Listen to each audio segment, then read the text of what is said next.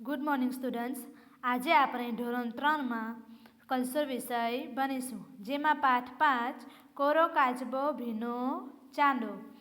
તો તેમાં આપણને સૌપ્રથમ કવિતા આપવામાં આવી છે, તો આપણે એ કવિતાને ગાઈશું. તો એનો રાગ આ પ્રમાણે છે.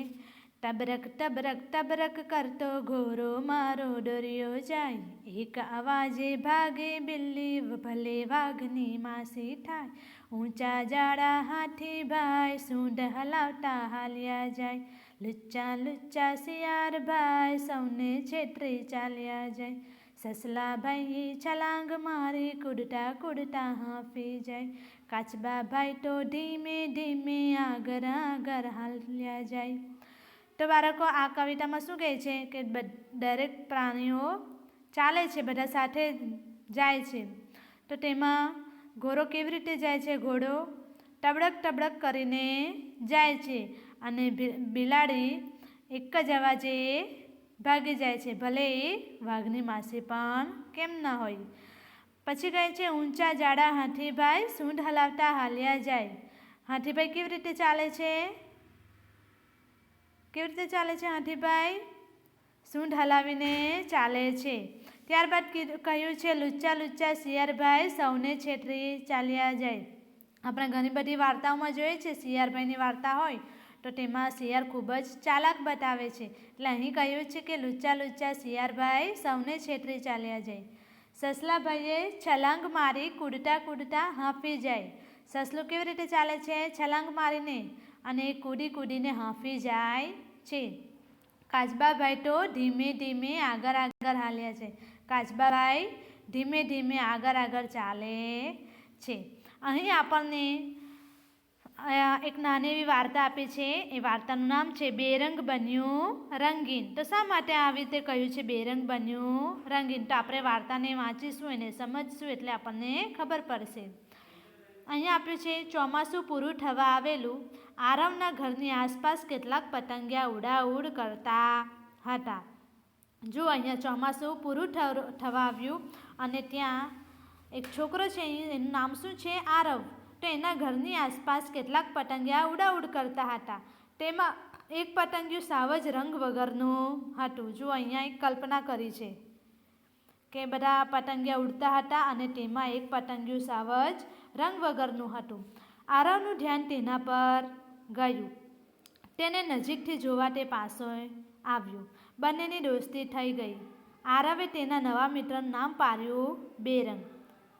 જુઓ અહીં બાળકો અહીં આપણને શું કહ્યું છે કે આરવનું ધ્યાન તેના પર ગયું. જે બેરંગ હતું, રંગ વગરનું જે પતંગિયું હતું, એના પર ગયું.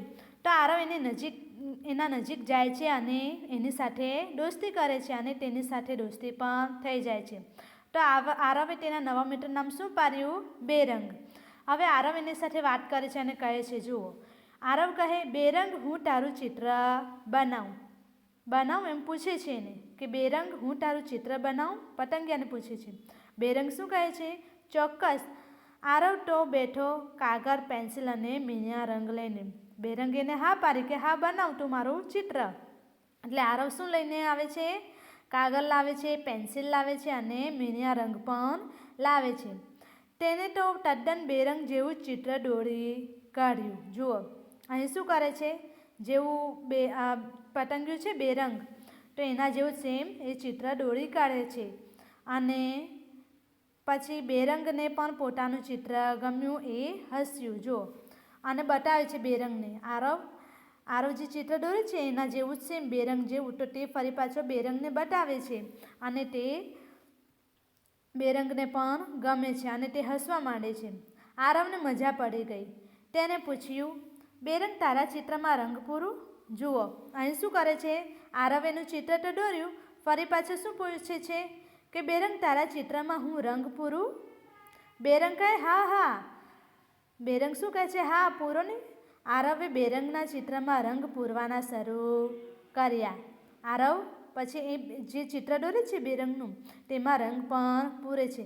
આરવ જેમ જેમ રંગ પૂરતો જાય તેમ તેમ બેરંગ પણ સાચુકલો રંગ ચડતો જાય. જુઓ આરવ શું કરે છે કે કાગળમાં એનું ચિત્ર દોરે છે બેરંગ જેવું જ સેમ, પછી એનામાં રંગ પૂરે છે.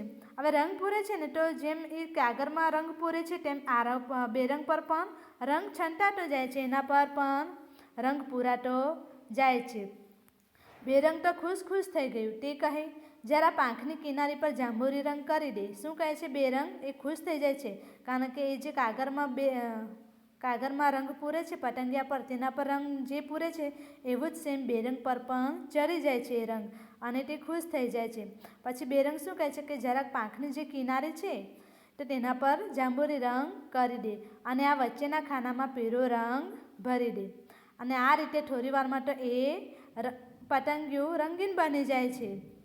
જોયું બાળકો, અહીં આપણને સરસ એવી વાર્તા આપી છે. આપણને આપ્યું છે, આગળની બીજી વાર્તા છે ચાંદો પકડ્યો. જુઓ આમાં શું કહ્યું છે, એક જંગલ હતું, તેમાં એક મોટું તળાવ હતું. તળાવના કાંઠે ઊંચા ઝાડ હતા. આ ઝાડ પર એક વાંદરાનો પરિવાર રહેતો હતો. તેના સરદારનું નામ મહાબલી. જો અહીંયા એક જંગલ હતું ને, એ જંગલ પાસે મોટું તળાવ હતું. તેના કાંઠે એટલે કે એના કિનારે ઊંચા ઝાડ પણ હતા, અને એ ઝાડ પર વાંદરાનો પરિવાર રહેતો હતો. અને તેમાં જે સરદાર છે તો તેનું નામ શું હતું? મહાબલી. ટોળામાંના મોટા વાંદરાઓ આખો દિવસ હુપાહુપ કરે. એક ઝાડ પરથી બીજા ઝાડ પર કૂદાકૂદ કરે, રમતા ફરે, મીઠા ફળ ખાતા આનંદથી પેટ પણ ભરે. તરસ્યા થાય ત્યારે તળાવનું પાણી પીએ અને ઝાડની છાંયે બેસી વાતો કરે. રાત્રે પાછા આરામ કરે. બધા વાંદરા ઝાડ પર જ સૂઈ રહે. આવી રીતે એમનું પરિવાર છે, આખો દિવસ હુપાહુપ કરે, ધમાલ મસ્તી કરે, રમત રમે, પછી મીઠા ફળ પણ ખાય. આમ આનંદથી એ લોકો રહે છે અને પેટ ભરે છે. પણ જ્યારે એમને તરસ લાગે ત્યારે એ તળાવનું જ પાણી પી છે. આ રીતે એમનો દિવસ પસાર થાય છે, અને રાત્રે પણ પાછા આરામ કરે છે. બધા વાંદરા આ ઝાડ પર જ સૂઈ જાય છે. વાંદરાના ટોળામાં નટખટ બચ્ચા હતા. બરાબર, આ વાંદરાના ટોળામાં કોણ હતું? નટખટ વાંદરાના બચ્ચા પણ હતા. એ બચ્ચા તો ભારે તોફાની, આખો દિવસ તોફાન મસ્તી જ કર્યા કરે. કોઈ ઝાડની ડાળીએથી ઊંધે માથે લટકે તો કોઈ બીજાની પૂંછડી ખેંચી ભાગી જાય. વળી એકબીજા સામે કચકચ દાંત કાઢે. અંધારું થાય તોય આ બચ્ચા જરા પણ ઝપે નહીં. રાત પડે તોય ઊંઘે નહીં. જો આમ નટખટ બચ્ચા હતા તે શું કરે? આખો દિવસ તોફાન મસ્તી કર્યા કરે.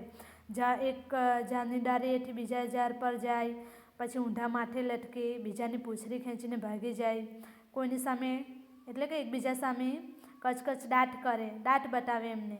અંધારું થાય તો પણ એમને જરા પણ ઝપ વરે નહીં. રાત્રે પણ ઊંઘે નહીં. એક વખતની વાત છે. રાત્રિનો સમય હતો. આકાશમાં પૂનમનો ચંદ્ર પ્રકાશતો હતો. મોટા વાંદરા ઘસઘસાટ ઊંઘતા હતા, પરંતુ પેલા બચ્ચાની વાતો ચાલતી હતી, જાણે માખીઓનો ગણગણાટ. એવામાં જગ્ગુની નજર નીચે ગઈ.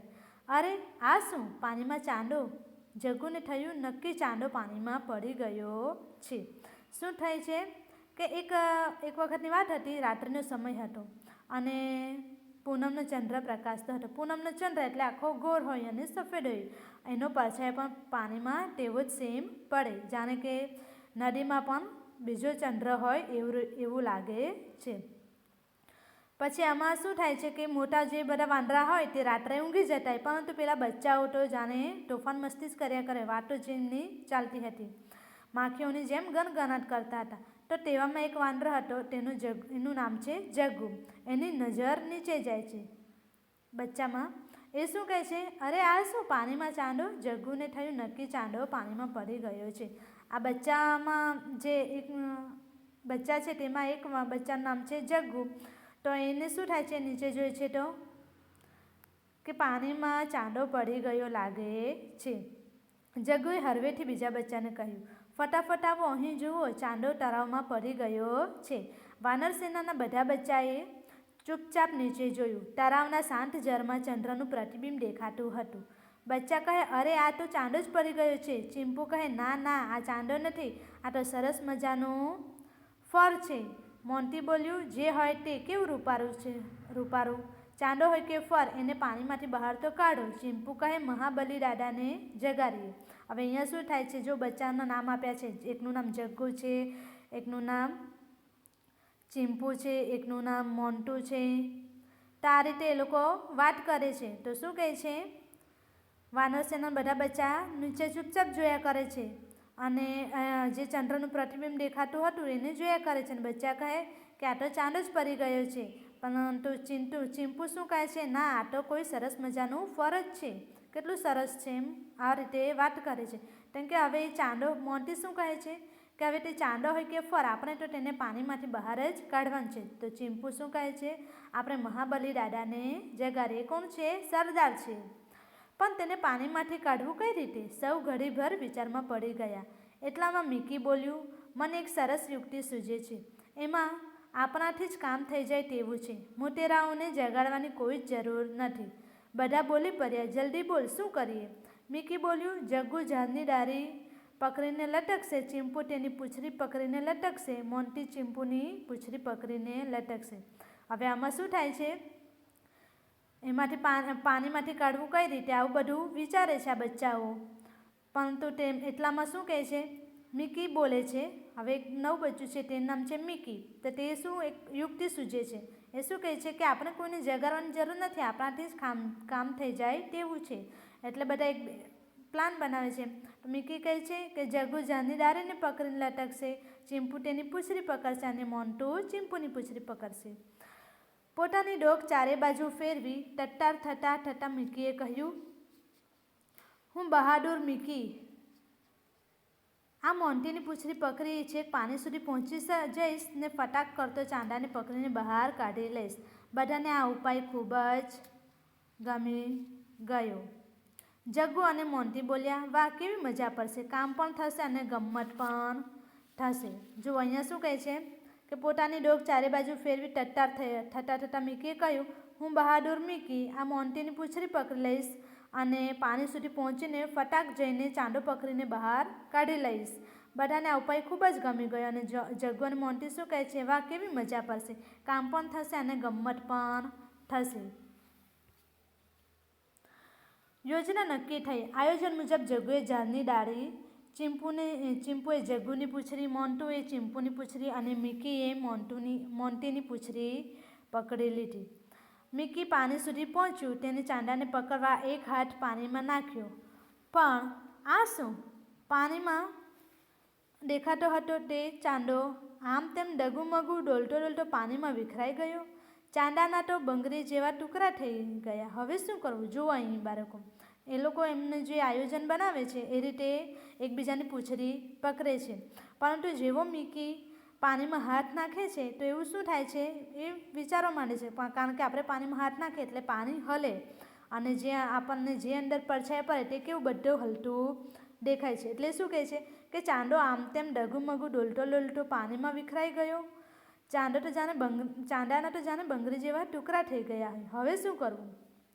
તેવામાં જગ્ગુની પકડ છૂટી ગઈ. બધા જ વાંદરા ધબાક દઈને પડ્યા પાણીમાં. તળાવમાં થયેલો ધબાકો સાંભળીને મોટા વાંદરા જાગી ગયા. તેઓ ઝટપટ તળાવે પહોંચ્યા. બચ્ચાને પાણીમાંથી બહાર કાઢતા કાઢતા તેમને નાકે દમ આવી ગયો. જો આમાં શું થાય છે, એવામાં આ બધા એકબીજાની પૂંછડી પકડીને લટકે છે તો તેમાં જગ્ગુની પકડ છૂટી જાય છે અને બધા જ વાંદરા જોરમાંથી પાણીમાં પડે છે અને એ અવાજ સાંભળીને મોટા વાંદરાઓ પણ જાગી જાય છે અને તળાવ પર પહોંચી જાય છે. પરંતુ બચ્ચાને પાણીમાંથી બહાર કાઢતા કાઢતા તેમના નાકે દમ આવી જાય છે. મહાબલીએ પૂછ્યું, આમ અડધી રાતે પાણીમાં કેવી રીતે પડ્યા? જગ્ગુએ માંડીને વાત કરી. તેની વાત પૂરી થઈ ત્યાં સુધીમાં તળાવનું પાણી સ્થિર થઈ ગયું હતું. હવે તેમાં ફરી ચાંદો દેખાવા માંડ્યો. જગ્ગુ, મોન્ટી, ચીંપુ અને મિકી એકસાથે પાણીમાં, જુઓ ચાંદો, બચાવો તેને, બોલી ઉઠ્યા. મહાબલી સાથે બધા વડીલ વાંદરા ખડખડાટ હસી પડ્યા. શું થાય છે? બધાને બહાર કાઢે છે પાણીમાંથી બચ્ચાઓને. તો મહાબલી પૂછે છે કે આવી રીતે અડધી રાતે પાણીમાં તમે કેવી રીતે પડ્યા? તો જગ્ગુ પહેલેથી બધી જ વાતો કરે છે. હવે આ બધી વાતો કરે છે તો એટલામાં તળાવનું જે પાણી છે એ સ્થિર થઈ જાય છે અને ફરી તેમાં ગોળ ચાંદો દેખાવા માંડે છે. એટલે જગ્ગુ, મોન્ટી, ચીંપુ અને મિકી એક સાથે જ બોલે છે કે પાણીમાં જુઓ ચાંદો, બચાવો તેને. તો બધા જ પછી બોલે છે, આવી રીતે બોલે છે અને મહાબલી સાથે જે બીજા બધા વડીલ વાંદરા હતા તેઓ પણ ખડખડાટ હસી પડે છે. મહાબલી કહે, એ તો ચાંદાનું પ્રતિબિંબ છે. આકાશમાં જુઓ, એ રહ્યો તમારો ચાંદો. શું કહે છે મહાબલી? કે એ તો ચાંદાનો પરછાયો છે. તમે આકાશમાં જુઓ, તમારો ચાંદો ત્યાં આકાશમાં છે. પછી બધા મોટા વાંદરાઓએ તળાવમાં જગ્ગુ, મોન્ટી, ચીમ્પુ અને મિકીને તેમના પ્રતિબિંબ બતાવે. પછી શું કર્યું મોટા વાંદરાઓએ? કે જે આ 4 બચ્ચા છે તેમના જ પરછાયા પાણીની અંદર પણ બતાવ્યા. તો બાળકો, આ વાર્તામાં મજા આવી ને? તો હવે આપણે આ વાર્તા આ જ પાઠ અહીં અધૂરો મૂકીએ છીએ. આપણે બીજા વિડીયોમાં પૂરો કરીશું, જેમાં 2 કવિતાની સમજ આપીશ. નમસ્તે.